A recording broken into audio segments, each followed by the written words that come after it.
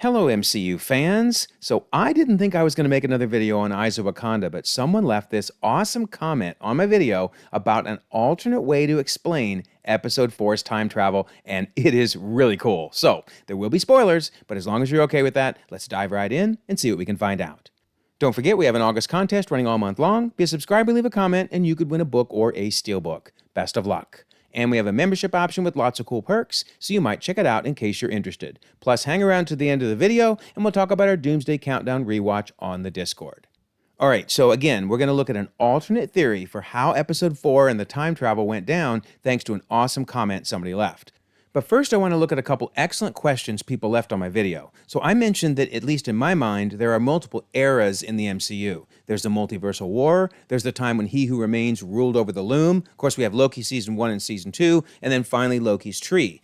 And so, in my mind, those are sequential. But some people said, no, Loki's tree is outside of time, so once it was created, it always existed. So my answer was to have people go back and watch this video I did a little over a year ago about how I think Marvel, at least, is viewing Loki Season 1 and Season 2. So I'd love your thoughts on that if you do end up watching that video. But I do think these are sequential eras.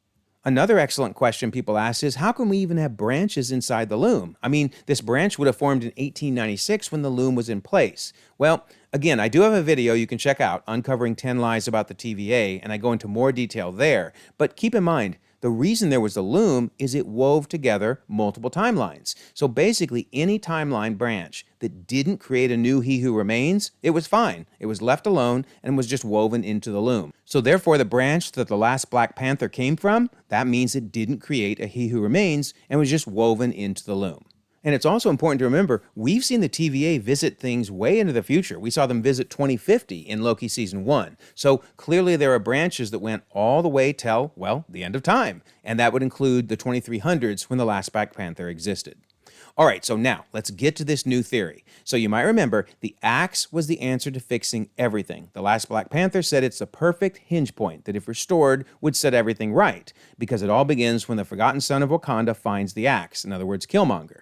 Now, the crazy thing she said was, once the axe is returned, my timeline will realign with this one. So clearly there's at least two timelines at play here, right? And that basically that will rewrite everything the Horde has done. So you might remember in my video, my theory was, okay, that means the sacred timeline initially had the terrible future, where basically the axe was not returned, and so we ended up with the Horde in the 2300s.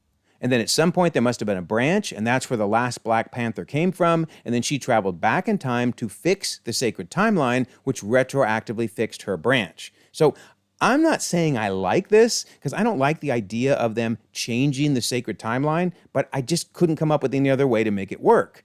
Well, then along comes Mr. Capcrime with this excellent comment, saying, I really love the fourth episode because it was a secret what-if episode. It even had the Watcher showing up for it.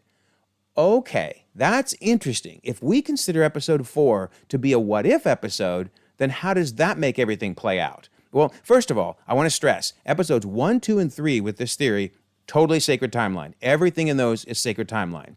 In fact, even with Episode 4, the beginning of it is sacred timeline.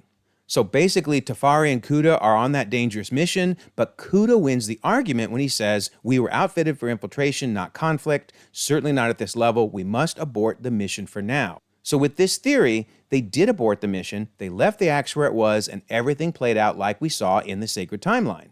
Then, when we see Tafari basically not following orders and going and retrieving the axe, that's a nexus point creating a new timeline branch. In fact, keep in mind, after the opening credits, the next thing we see is the Watcher showing up in the sky. So really, the only thing missing was him giving the title of the What If episode and saying, what if Wakanda recovered the vibranium axe? So in other words, everything else in the episode is in a branch.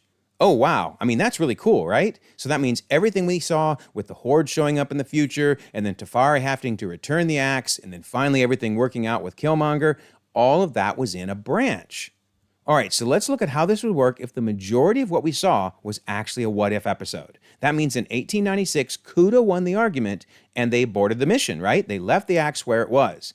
That also means that in 1896, we get a nexus point where Tafari disobeys orders, retrieves the axe, and we get the, terrible future. Then it seems there must be a branch off that branch because the last Black Panther keeps saying, my timeline will realign to yours. So there's two timelines at play. And I think the reason they did that is so that she can go back in time, not to her branch, but to the original branch. And she convinces everyone they need to return the axe. And that, of course, results in the positive future, rewriting the original branch and then realigning her branch to that branch. So still, the timeline travel stuff is just wonky, no matter how you do it. But why I really like this is all the crazy time travel and the multiple timelines and all that, it's happening in branches, not affecting the sacred timeline. The sacred timeline is how we've always seen it play out. Basically, Killmonger finds the axe and Wakanda opens itself to the outside world. Oh my, I really, really like that better. By the way, I want to talk about something I didn't mention in my breakdown. The lion is actually a very important part of this story because he's the one that originally stole the axe, which was then found by Killmonger and of course results in Wakanda opening itself to the outside world. So, man, the fates of the lion and Killmonger are tied together so tightly, right? He said, at least I will have lived free. And of course, that's the same thing Killmonger said, because death was better than bondage. But the bottom line is, if the lion hadn't stolen the axe, Killmonger couldn't have found the axe. Both of those events are critical to the sacred timeline, resulting in the positive future. I love that. Really, really cool.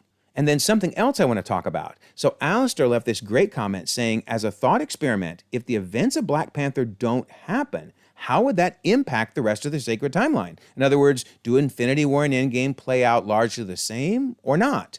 That is a great question. So now if we take the premise we're in a what-if branch, how did things go down differently? Well, first of all, Bucky was probably still taken to Wakanda because that happened at the end of Civil War. But I'm wondering if maybe he'd been quietly released when he was done. In other words, he didn't form this bond with Ao and the rest of Wakanda because they wanted to keep themselves secret, right? They never opened themselves to the outside world. So then obviously the Black Panther movie is very different because Killmonger never finds the axe. But a result of that is probably Ross never gets involved because the whole reason he was chasing after Claw and eventually got, injured on his back and taken to Wakanda, as we saw where they had to heal him, that was because of the axe. So I don't think any of this ever happened. Ross never went to Wakanda. Then that means very likely Wakanda wasn't a battleground in Infinity War. Because if they quietly released Bucky and they never opened themselves to the world, no one would have been there in Wakanda. So I think the entire Infinity War would have gone down very differently. And that probably means Endgame went down differently because they probably weren't brought in during that giant portal scene because, again, they didn't open themselves to the outside world and the Infinity War battle didn't take place in Wakanda. And I'm betting that Falcon and the Winter Soldier would have gone down a little differently because Bucky didn't have the tight relationship with Ao. Now, granted, they would have still come for Zemo because, they hate him, but it just would have gone down differently. And then speaking of differently, Wakanda Forever would have been really different. Granted, Riri would have still built the vibranium detector, but Ross didn't have the relationship with Wakanda because he never got involved with them, and Val probably wasn't dreaming of vibranium because she didn't even know Wakanda had so much vibranium because they never opened themselves up to the world. And then lastly, Doomsday probably would have played out very differently from whatever we're going to see next year because I doubt that Shuri would have been so involved with everyone else. We know she's in Chair Watch, but I bet her role would be very different. So wow, isn't it interesting to think about all the downstream effects of what would have happened if that axe wasn't returned? Crazy, right? Absolutely crazy.